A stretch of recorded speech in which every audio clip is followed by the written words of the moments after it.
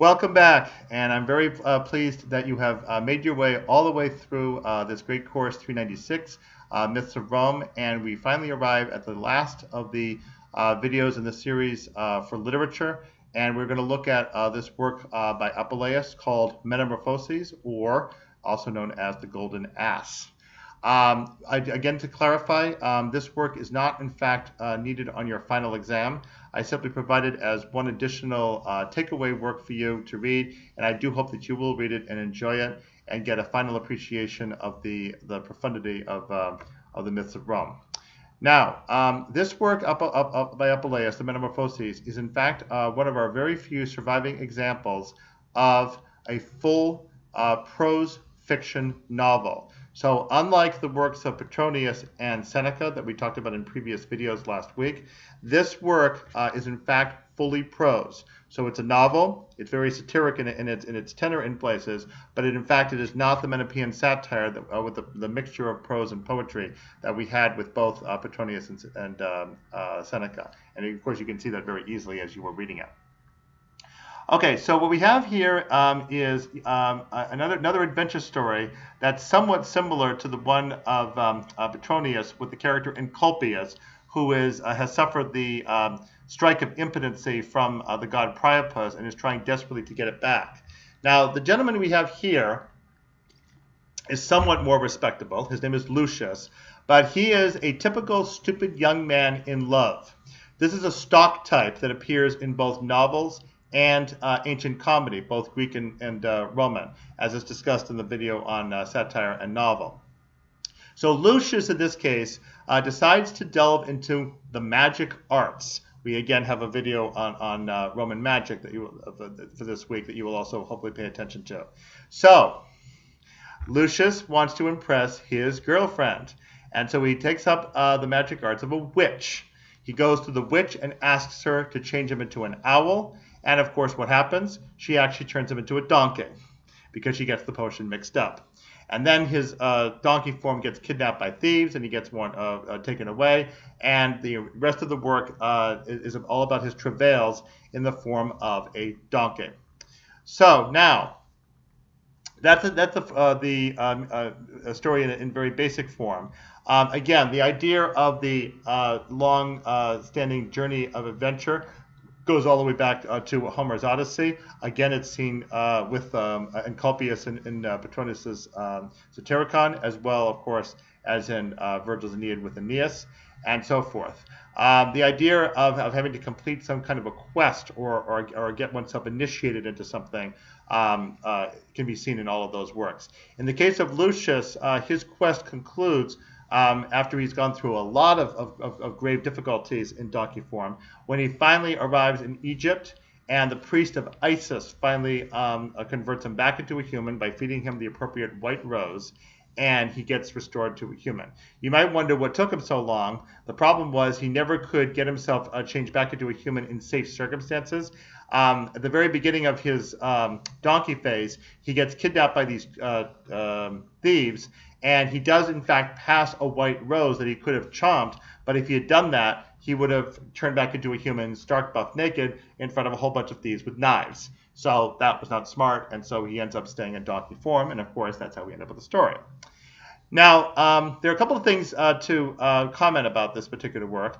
One is that you remember this concept of metempsychosis that we discussed near the end of our Ovid series. I was making reference to it in connection with the philosopher Pythagoras, who appears near the end of Ovid's Metamorphoses as the proponent of vegetarianism on the basis of the souls of humans that are to be found inside of animals. So in fact, you can think of the soul of Lucius as being inside the donkey, but of course this is a satirized form of it, because in reality, of course, it isn't just the soul of Lucius, it's the whole identity of Lucius that's being kept stuck inside the form of the donkey.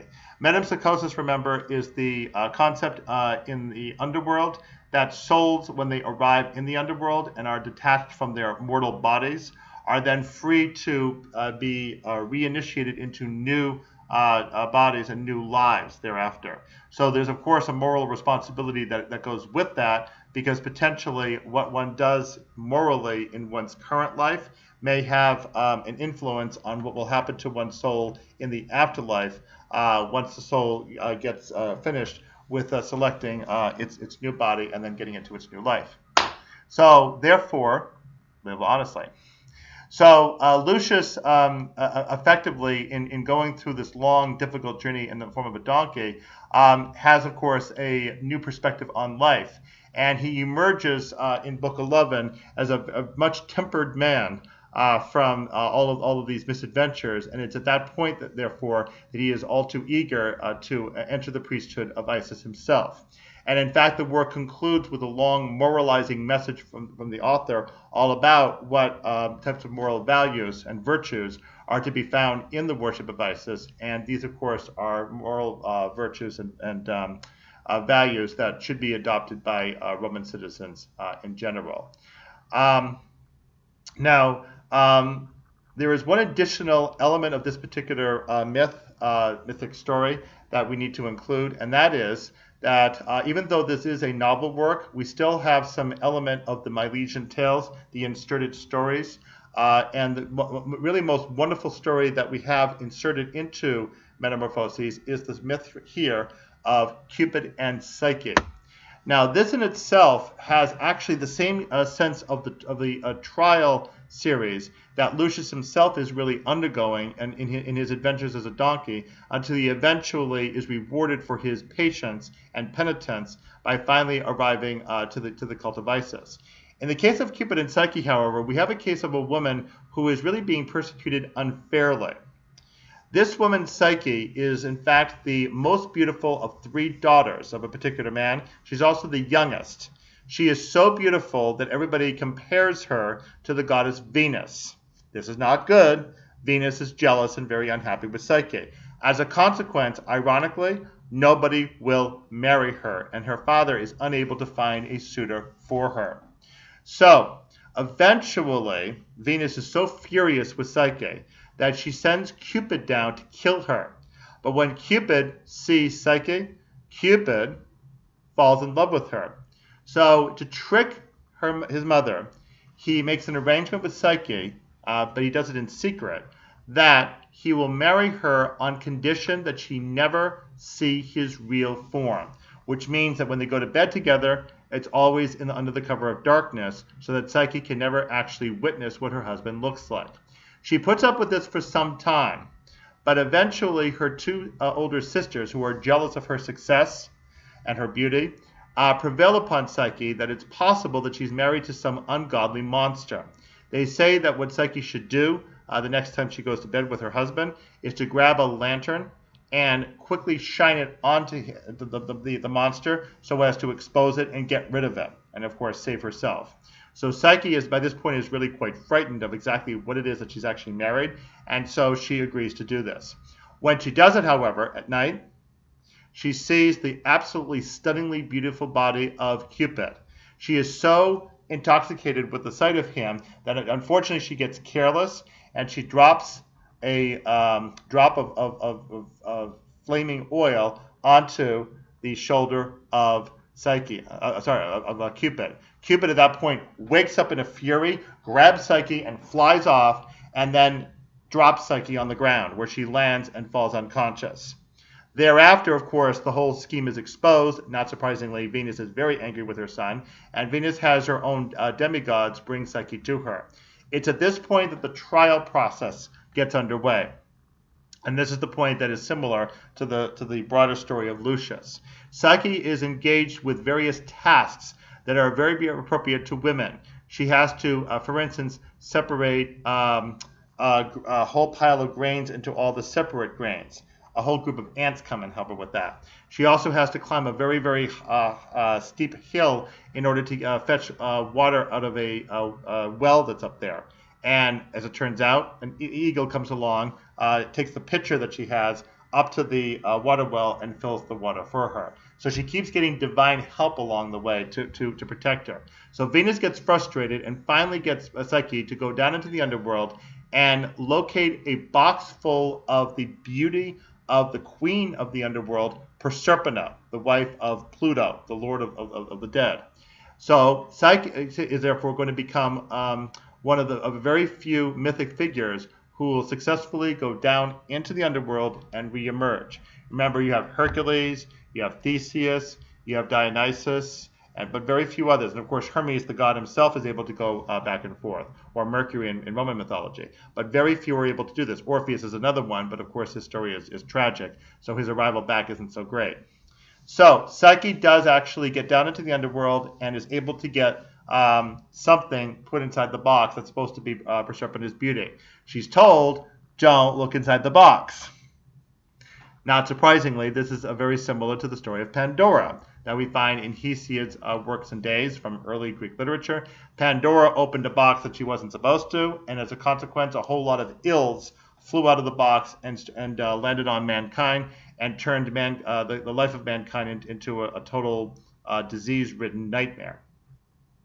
Well, Psyche similarly is given a box that she's told she must not open, but as with Pandora, when Psyche arrives out of the underworld, curiosity takes over, and she peeks in the box to see what's there, thinking that maybe she might have some of the beauty herself, and a vapor comes out and fills her face, and she falls asleep. By this time, however, Cupid has been able to prevail upon his grandfather, the god Jupiter, finally to give reprieve to Psyche, because it's become clear by this point that Psyche is completely innocent of wrongdoing and that everything that she is suffering is completely unfair. In a strange way, we actually have a flip on the widow of Ephesus. There we have a picture of a completely chaste woman who ends up turning rather insidious at the end. And of course, if you go further back, you have the rape of Lucretia, who is the chaste woman who is unfairly victimized. So here we have a Psyche who this time is a chaste woman, who in fact is also victimized, but this time she is victimized by a deity instead of by a human. So she is given that reprieve, as it turns out. She is brought back up to Mount Olympus. The beauty is taken out of her face and put back into the box. And finally, Venus is persuaded to forgive Psyche when it becomes clear that Venus herself was allowing her temper to get the better of her judgment. And so Cupid and Psyche are in fact married, and we suspect that the two of them lived happily ever after, although we do have to wonder, how did Psyche ever get along with her mother-in-law? Anyway, this is a really beautiful myth that in fact may be one of the few examples we have of an original Roman myth. Now, the story of Cupid and Psyche itself is clearly not originally Roman, because we can find examples of it, for instance, in Greek art. But there may have been a fuller telling of the story here in Apuleius that may not have been part of the original Greek story. So therefore, the Romans here especially show their adeptness at being able to pick up stories from the past and retell them and maybe elaborate on them in order to make them very appealing parts of these other longer narratives. So that's what you have with Apuleius's Metamorphoses. You have the story of crisis and redemption that attends the rather ingenuous, naive figure of Lucius. The whole idea of metempsychosis that attends with Lucius in the form of a donkey, the idea of animals having human souls in them. And then, of course, the other story of redemption that we see with the story of Cupid and Psyche.